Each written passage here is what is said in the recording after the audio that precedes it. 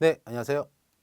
네, 수고하셨습니다. 자, 이번에는 마지막 과목입니다. 이제 자율관리 및 관세 벌칙 파트 보도록 하겠습니다. 자, 얘는 1과목과 마찬가지로 상당히 전략 과목입니다. 왜냐? 범위가 적어요. 얘는. 그래서 이제 자율관리는 요 자율관리 보세구역, 그다음에 자유무역지대, 그다음에 이제 관세 벌칙은 이제 조사, 처분, 통고 처분, 그다음에 뭐가 나온다? 이제 관세 형벌이 나온다. 징역, 벌금, 몰수가 나옵니다. 얘는 범위가 좁기 때문에 전략 과목입니다. 자, 보도록 하겠습니다. 자, 과실범은 법률에 특별한 규정이 있는 경우에 한해서 처벌합니다. 과실범 실수죠. 실수한 경우는 특별한 규정이 있는 경우 처벌하는 게 원칙입니다. 하지만 이제 관습법 같은 경우는 그러지가 않아요. 관습법상 예외적으로 과실범을 처벌할 수 있는 경우로 맞는 것은 이라고 되어 있습니다. 자, 보게 되면은 이제 얘는 이제 허위신고죄입니다. 얘는 아주 어렵습니다. 그래서 아래 보시면 허위신고죄라고 되어 있잖아요. 하지만 이 허위신고죄 같은 경우는 다 외우기가 거의 불가능합니다. 얘는 그 때문에 얘는 좀 틀리라고 나온 것 같습니다. 얘는 자, 보시면은 허위신고죄 등이죠. 프로면 원가 또는 2천만 원 중 높은 금액 이하에 해당하는 벌금을 처하겠다. 언제? 5번째 중에서 수입신고 수리 전, 운송수단, 이제 그다음에 관세 정하는 장소, 그다음에 이제 하역 장소, 하전 장소, 그다음에 이제 관세 정하는 장소에서 반출하지 아니해야 됩니다. 하지보다 이걸 위반했다. 그러면은 이제 뭐 한다? 밀수죠. 그런 경우는 처벌이 됩니다. 자, 과시범으로서 이제 수입신고 수리 전 반출 금지 그리고 보호세금 반영에 대해서 일부 반입하지 않았다. 과실로서 밀수품 취득의 본건 은번을 했다. 그다음에 과실로서 법률에 따라서 수입 필요한 허가 또는 조건을 갖추지 않냐고 수입했다. 부정수입죄 이런 것들이지.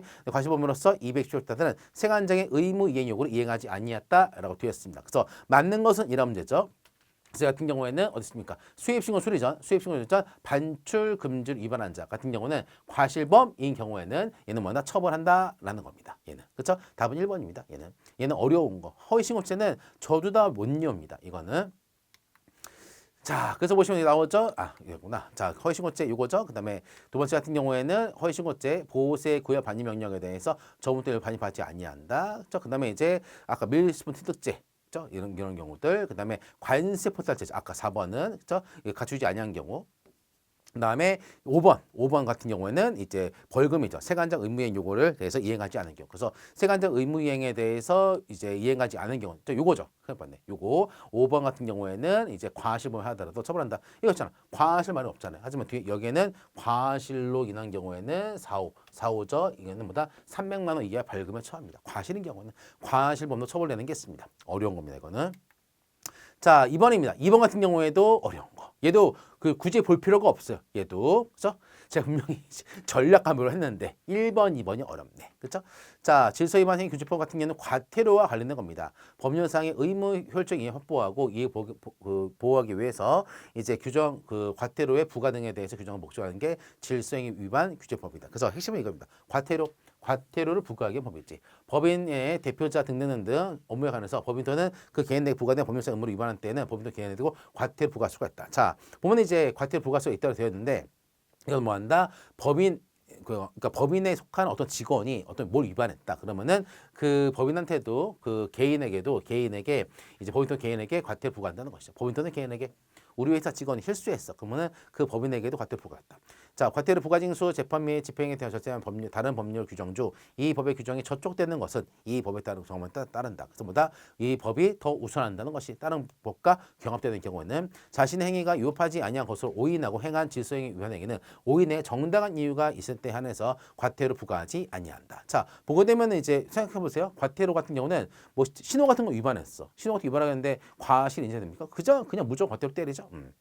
그 생각하시고 과태료 행정청이 과태료 부과 처분이나 법원의 과태료 재판이 확정된 후 3년간 징수하지 않냐게 되면은 소멸된다. 뭐다? 과태료를 내야 되는데 3년간 도망다닌다. 그거 안 내야 된다 소리지. 그렇죠? 자, 그럼 하나씩 보겠습니다. 이거 중요한 말입니다. 자, 과태료는 행정청의 과태료 부과 처분이나 법원의 과태료 재판이 확정되는 5년간 틀렸죠. 징수하지 않으면은 시효로서 소멸이 됩니다. 틀렸죠? 됐습니다. 나머지를 한번 체크만 하시고요. 자, 얘는 이제 별도로 이제 제 교재도 없습니다. 자, 이런 것들은 그래서 이런 것들 넘깁니다. 자, 관습법 210 떴습니다. 자, 양별 규정을 적용하는 개인으로 틀린 것은 운수관계전, 운수관국 전자문서. 자, 이들만 이제 개인으로서도 뭐 한다? 그 양별 규정 정하죠. 양별조 같은 경우에는 이제 그 행위적 처벌은 이외에 이들도 법인도 처벌하는 것이죠. 하지만 이 개인은 여기세 하나겠다. 답은 1번.